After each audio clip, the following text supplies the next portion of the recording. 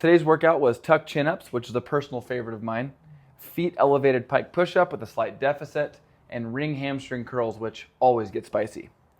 I want to talk about meal frequency and workout frequency, how often we should be doing both, and the fact that they both essentially exist on the same continuum, so we can pull a lot of similarities from them. For nutrition, there are certain requirements everyone has to hit, both as a baseline for general health and any additional intake needed to support various levels of goals.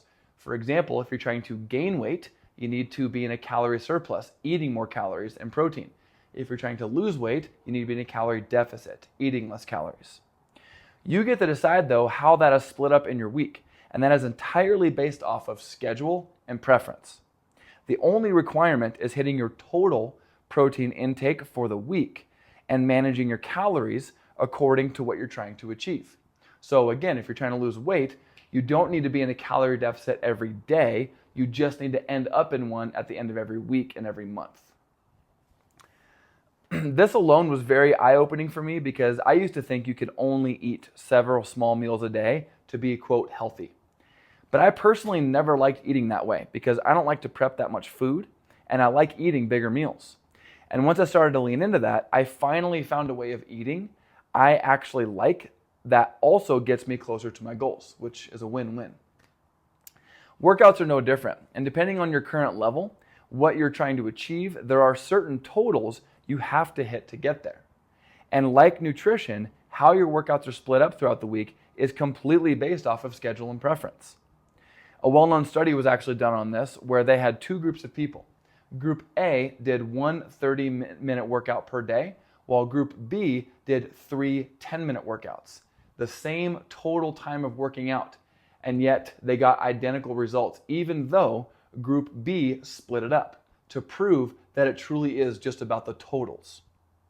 So to get more tactical, here's an example for both nutrition and workouts. For nutrition, most adults need more protein than this, but for an easy example, let's say you need 100 grams of protein a day to support your goals. That means you need 700 grams total per week, right? Because 100 times 7, 700 grams. In the long term, it does not matter how you get the total each week, as long as it happens. So you could get 50 grams one day, 150 grams the next day, and that still keeps you on track.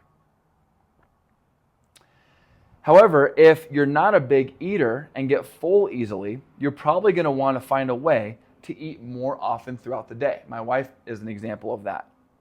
On the other hand, I'm a big eater, so I only need to eat 2 to 3 times a day to hit my numbers. And for workouts, let's say you need to hit 14 working sets for each muscle group, your chest, your back, your legs, which for reference is somewhere in the intermediate realm. You can split that up however you want. You could do 2 sets per muscle group 7 days a week. On the other side, you could do 7 sets per muscle group 2 days a week, or anywhere in between. If you're a beginner, or if you can't or don't want to devote a ton of time to your workouts each day, you're going to want to think about spreading out your workouts more throughout the week, like the small eater example. Conversely, if you cannot commit to working out that many days a week, objectively speaking, you're going to have to find a way to do all your sets in just a couple of days.